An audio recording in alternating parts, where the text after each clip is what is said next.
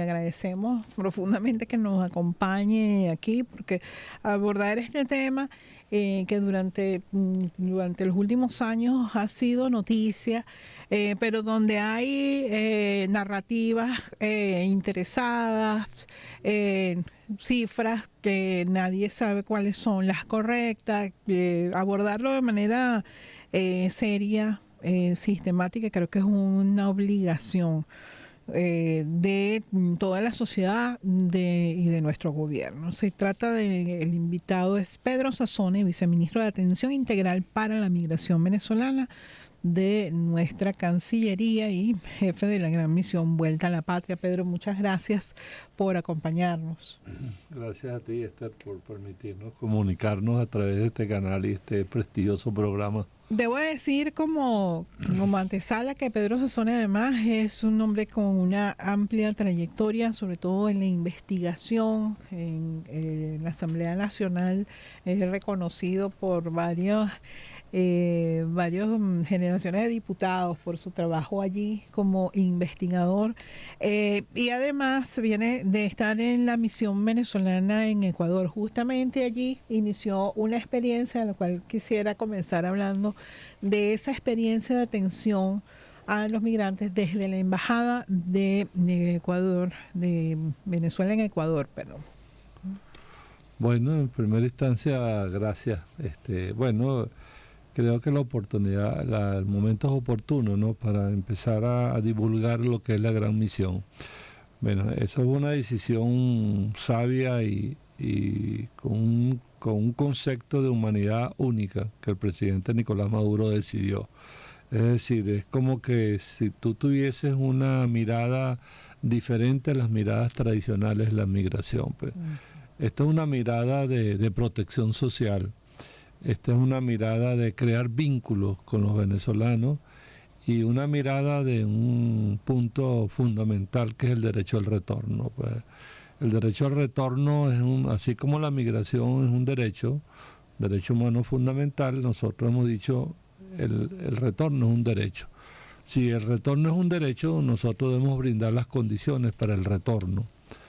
Y las condiciones del retorno tienen que ver con que la gran misión Vuelta a la Patria se ha propuesto construir 4 ejes fundamentales, ¿no?, que se van desarrollando en el tiempo. Uno, lo que tiene que ver con la asistencia jurídica de los venezolanos en el extranjero, y ahí vamos a hacer énfasis en la protección de los niños y niñas adolescentes. Pues, tenemos una problemática compleja en términos de los niños, de la forma como llegaron los niños al extranjero. Tenemos problemática de niños solos que viajaron, y entonces hay que abordarlos desde el punto de vista de la protección. El segundo punto es en la permitir a los venezolanos que se vinculen al hecho educativo, al hecho cultural, a proyectar la política social nuestra con la masa de migrantes. Y tenemos 2 propuestas esenciales que ya están listas esperando la decisión de los ministros por el cambio que hubo. Una propuesta que se llama Edúcate en Venezuela. Eso va a ser una plataforma que se va a abrir en el mundo a través del Ministerio de Educación. Los jóvenes que se fueron sin culminar su bachillerato podrán terminar el bachillerato solamente con la cédula de identidad.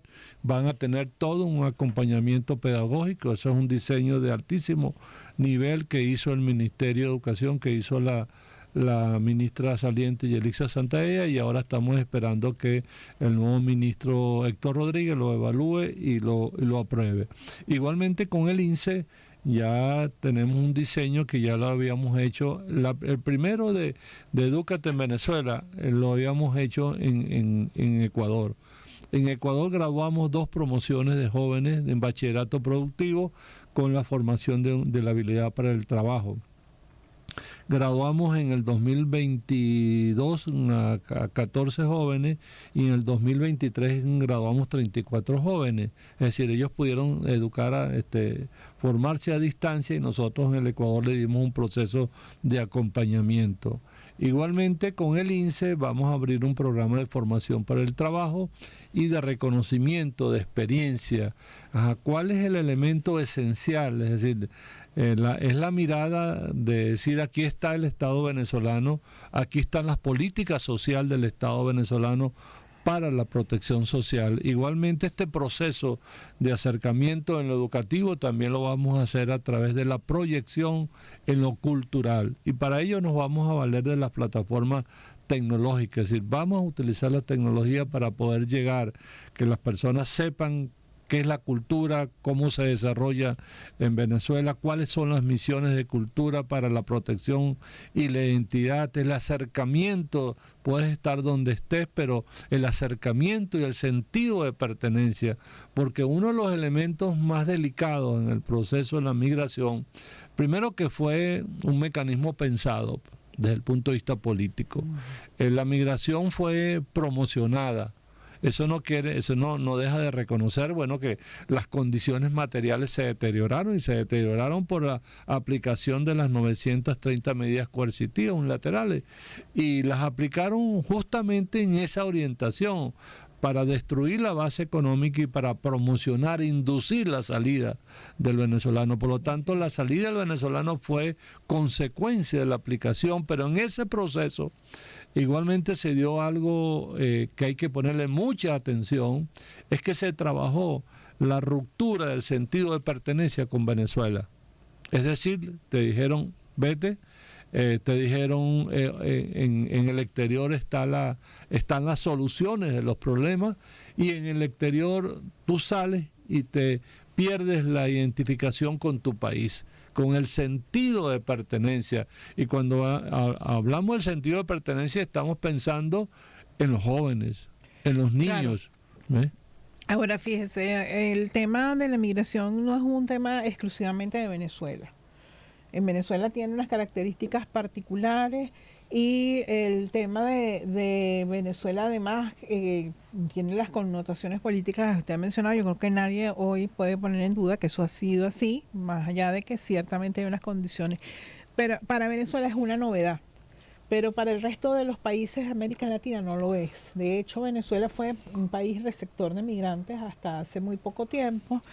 Casi todos los países latinoamericanos tienen colonias importantes de personas en Venezuela, comenzando por Colombia, que tiene millones de colombianos que han encontrado refugio, una nueva vida en nuestro territorio, pero así también ecuatorianos, peruanos, chilenos, sobre todo la migración chilena fue una migración política, de exiliados políticos fundamentalmente, pero igual en Venezuela fue siempre un país receptor, incluso de otros continentes, colonias palestinas, Siria, China, europeas, sobre todo españoles, portugueses, italianos. Es decir, eso cambió, pero además de que cambió, también nos encontró, si se quiere, como sociedades prevenidos, poco preparados para ahora atender. Y eso incluye al gobierno venezolano. Claro. ¿Hacia dónde? Ya nos ha comentado, digamos, algunas de las cosas que van a hacer en este momento, pero ¿hacia dónde cree usted que debe ir orientarse? Tomando en cuenta que no es un fenómeno en Venezuela.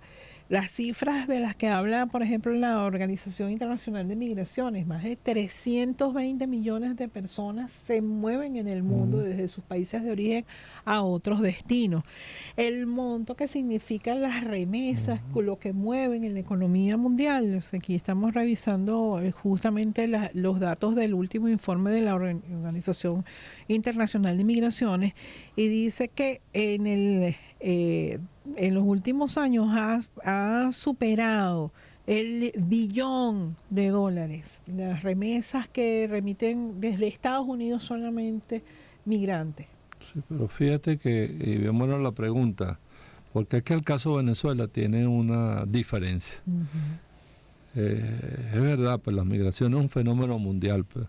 Hoy podemos decir que la migración forma parte de la globalización, pues, del mundo interconectado, pero en el caso venezolano tiene una particularidad, es que la migración fue instrumentalizada como parte de la guerra política. Indudablemente que la migración fue utilizada en la época más fuerte, en 2017, 2018, 2019, para proyectar una crisis humanitaria. Ahí se trabajó el concepto del Estado fallido, el Estado que no estaba en condiciones de proteger a su población, pues. Entonces, bueno, esa es una particularidad porque está metido en todo este proceso de ataque a Venezuela, pues. Indudablemente que, y es así, pues, porque ¿cuál es el elemento que conforma una nación? Su territorio, su Estado y la gente. Y cuando tú intentas y desarrollas una estrategia para promocionar la migración, estás yendo al centro de la nación y de la constitución de nación. Entonces, bueno, eso tiene un impacto y los volúmenes, como tú decías, las instituciones nuestras no tenían una conformación para responder a volúmenes.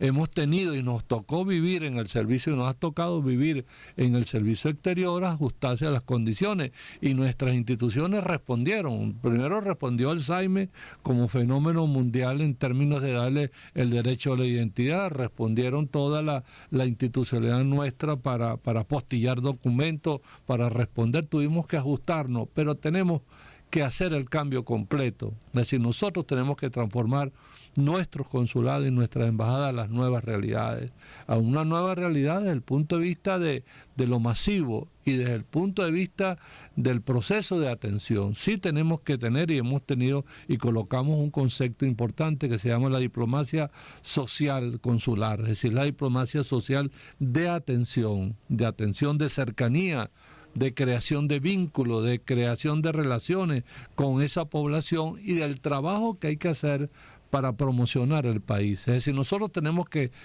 divulgar la verdad de Venezuela en la población nuestra. Tenemos que desmontar un aspecto peligroso que es que se está constituyendo un núcleo duro de odiadores en el extranjero, pues.